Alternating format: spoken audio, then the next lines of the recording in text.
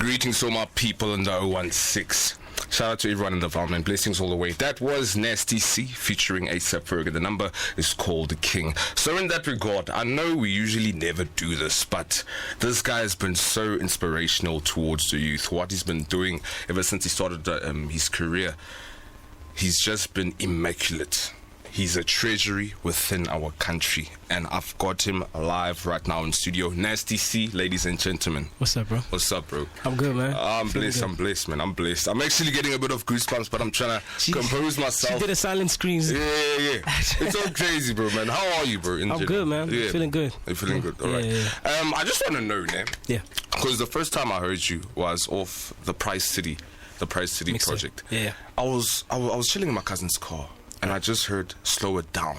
Yeah. And that bass line, it was so cementing. I was like, who is this guy? Who is this guy? Because he's killing, and you always build that curiosity around you. Yeah. Like, what's Nasty C gonna do next? Yeah. So how did that come about in terms of starting the rap game in that regard? I started when I was 9 years old. Yeah. There's a bus that I used to take to school. I used to remember those drop screen. Oh, the drop screen buses. Yeah. They had one of those. I used to play a lot of music, a lot of R&B, Mariah Carey. And this one day they were playing T.I. and it just caught my attention. Which album? Which T album? I think it was from the King. From the.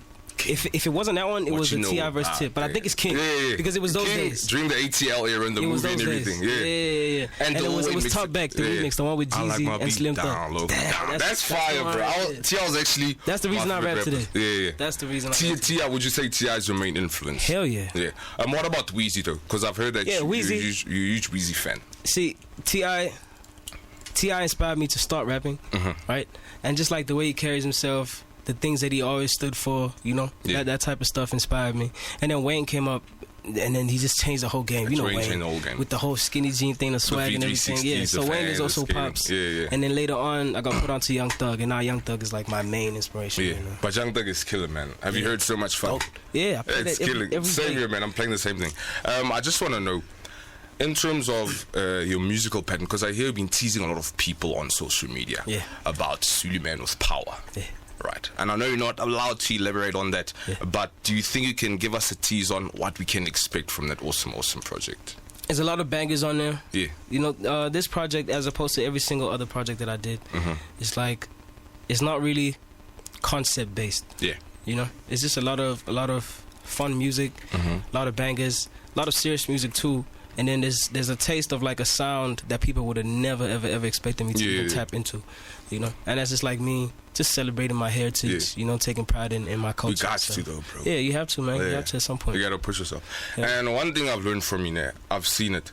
What makes you keep your cool when you're rubbing shoulders alongside A$AP Ferg, French Montana, and I saw you in the studio with Big Sean the other day. What keeps that cool? Because these guys been like, remember when A$AP Mob came out, they were killing it. Yeah. And I mean, French Montana, that Coke Boy movement, and then with Big Sean, one of the most underrated lyricists. I think it's more me knowing what I bring to the table also, and not being freaked out by other greats. I respect them and I'm a fan of their work, no doubt, but it doesn't faze me like that because I know I'm bringing something to it. Like you're a G, you're finna be like, you know what, you're a human being too. I can look you in the eye. Yeah. I'm looking forward to what we can make. Yeah. Not me meeting you. Or the vibe. You're interested in the aspect of music. Yeah. Indeed. Definitely. And I just want to know, tell me about the Durban hip-hop scene while growing up, because I never actually got a glimpse of that, because I feel like not that many people know you from being originally from Durban. Could you please elaborate on the Durban hip-hop scene, how it was like growing up, where you grew up? It was really tiny, man. It wasn't something. Hip hop wasn't something that you found in every single neighborhood. Most neighborhoods were just playing Ikom, deep house, and that type of music. But like as I started just performing outside of just my school, I started performing at Bat Center. And Bat Center is like the home of like culture, period. Whether it's painting or sculptures or drama or anything like that. So when I started going there a lot, we used to have like open mic sessions where just anybody can get on stage and just start rapping.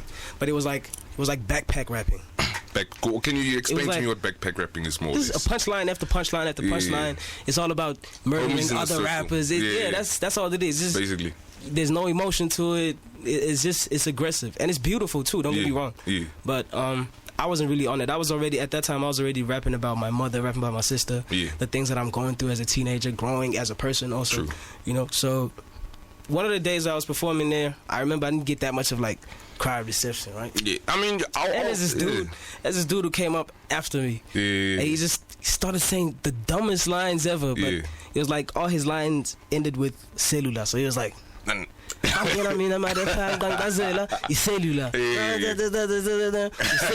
it was, and it went crazy for him, and I was like, yo, what it's crazy though. It's crazy in that regard. You know what I mean? But it started growing. As I started getting onto radio, just more and more kids were just starting to do what they love and not what other people wanted hip hop to sound or look like. And then after that, it just so hip hop. You would say your hip hop education is very street and raw, but you developed it into a Nasty C sound where you finesse it out like that. Yeah, because I grew up to like Slaughterhouse. Yeah. You know, that group was killing, man. Joel Ortiz, Joe Budden, real lyricists, guys that don't even care. And I'm so sad that they broke up, because those brothers were like slaying it and everything, man. Yeah, and it was such a dope package too. Like, it was but you know, I mean, let's be honest. Imagine if P Diddy and Jay-Z would work on something together. Sometimes too much power in the room, it could go wrong. You know what I mean? Yeah. That's why I feel like they always set those boundaries and those borderline. Even Eminem used to engage, be like, yo, I wish these brothers could be successful, but I mean, some things don't work out the way you always want them to. Sadly. Yeah. And I've realized one thing with your music. You always have those club bangers, and then you'll flip the whole crowd with something emotional, something sensitive that goes into the heart.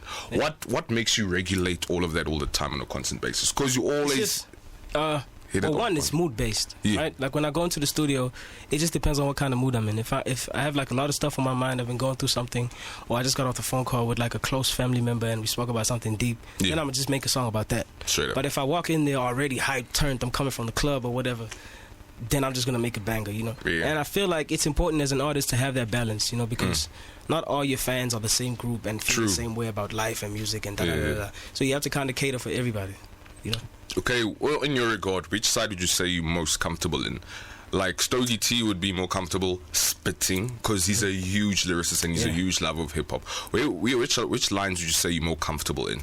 If Nasty C could release an album for everyone who had the same appetite as Nasty C, what would you release out there? What type, or what would that be?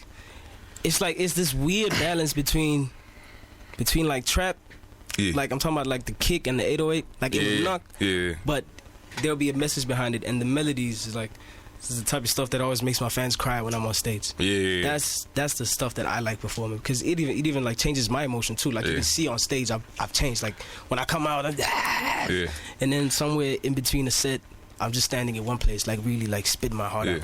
But it's growth as an artist, man. You can't deny that, man. And I've been seeing on your social media, man. I even saw the video. I think you dropped it this morning or something, where you're freestyling on some beat. I don't know if you freestyle. That's not a freestyle. That's one of the songs from the album. From the album. The album that's coming up. So, hey, man, I'm so excited for this. So when is it dropping? 2020. Yeah, 2020. Right now, I'm still trying to find a date. I want to drop it in a space where everyone is ready to receive new music. You know what I mean? I don't want to cloud people now. There's too much going on right now. It's too much. You know. So I just want to ask, right now, internationally, who would you say you're bumping to? Thug. Yeah, Thug mostly. Future. Wayne still. I still go back to like the old Wayne, Carter 4, Carter 3, the Drought mixtapes, one throughout. Would you ever have a format like, let's say, would Nasty C ever release a mixtape? Yeah, I will, definitely. I want to release a mixtape, but I feel like I have to get to that point first where I'm like, the whole of South Africa knows and recognizes me for who I am as an artist, and they stop comparing me to so and so and so and so. And then now, me dropping music won't even like, not even just like by the slightest bit, it will never be about me setting myself apart from rappers, or me trying to. But I feel like you are the future. You know why I say this, bro? Until everybody says that. Listen, you know why I say this? Because you have time. You know what I mean? All the other OGs obviously did it. They penetrated everything, but your methodology of thinking is different. You be like, you know what? It's possible. I'm gonna go chill with French Montana, and we're gonna shoot a music video. I'm gonna go stand on the G-Class in Brooklyn, if I'm not mistaken, or Harlem. The music video for that was Harlem. How was a vibe in Harlem though, man? Harlem is dope. You know, it's dope for what it is. First of all, like the culture there is like, everything is hip hop. It's like it's not diluted. It's straight unapologetic hip hop. Yeah. So when you're there, like I kind of feel at home when I'm there, like in terms Straight of the up. vibe, right? Yeah. But obviously we come from two different worlds, so it's a little tricky moving there. You know what I mean? And things have to be. But it's dope. really Yeah, but good. it's dope. They showed me so much love out there. The last time I was there, I met up with this other OG man. He took us to one of the most hyped events that happened in the hood, like, and it's like local basketball at Dykeman. Yeah. A lot of rappers rap about Dykeman. It's like that's the place. I've heard about. Just pulls up and he just comes chilled. Yeah. And then there's this guy that invited us there. And we were just there for like an hour. They were just showing us mad love. So you've got fans international and abroad. You would say Yeah, that. it's growing bit by bit. You're the number one most hip hop stream artist on Spotify, if I'm not mistaken. Yeah. Just in front of Jack Better, and that's like That's wild. That's no. The thing is with you, you are already on that other wave. Like Africa still has to ascend towards the internet era. Because let's be honest, the state obviously is a model of how things can be done. But I like the way you finesse it and bring it towards this side, man. I just want to give you a huge shout out to you.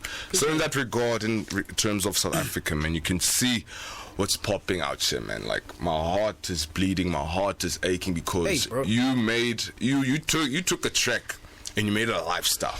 The coolest kids in Africa. Yeah. You and Davido. Yeah. How do you feel when that occurs? In terms of xenophobic attacks. For me, I won't even lie, bro. I was disgusted, disappointed, but at the same time, I just kind of felt sorry for all those people that thought that they were doing the right thing. Yeah. When they did what they did, because that just tells you so much about that person. First of all, you could tell that person comes from a place where they just like they don't know nothing but hurt and hunger and greed and all those types of like filthy, you know what I mean? Yeah. And then now when a threat comes out, they don't even think as a human being would say, okay, there's ways we can resolve this problem. We can talk about this and and I can go to this place and they just resort to violence and just like. Even Trevor Noah posted a stat. He said that foreigners in South Africa take up 1.8%, if I'm not mistaken, and the profit that they make in the country is 0.0009 or some figure like that. And it hurts me to find out that we're in a society that's miseducated and they can't see the bigger picture. Imagine a USA, United States of Africa. Yeah, it's crazy. You know what I mean? It's crazy, but in due time, everything will be okay. I feel like our nation will heal, man. But it's quite sad indeed. I've noticed all the violence that's been occurring towards the opposite sex, right? In terms of male and female. Yeah. Not trying to get too personal, but I see you hold it down. You like a G in terms of relationship status. What word would you give to all our brothers out there who may be insecure within their relationships?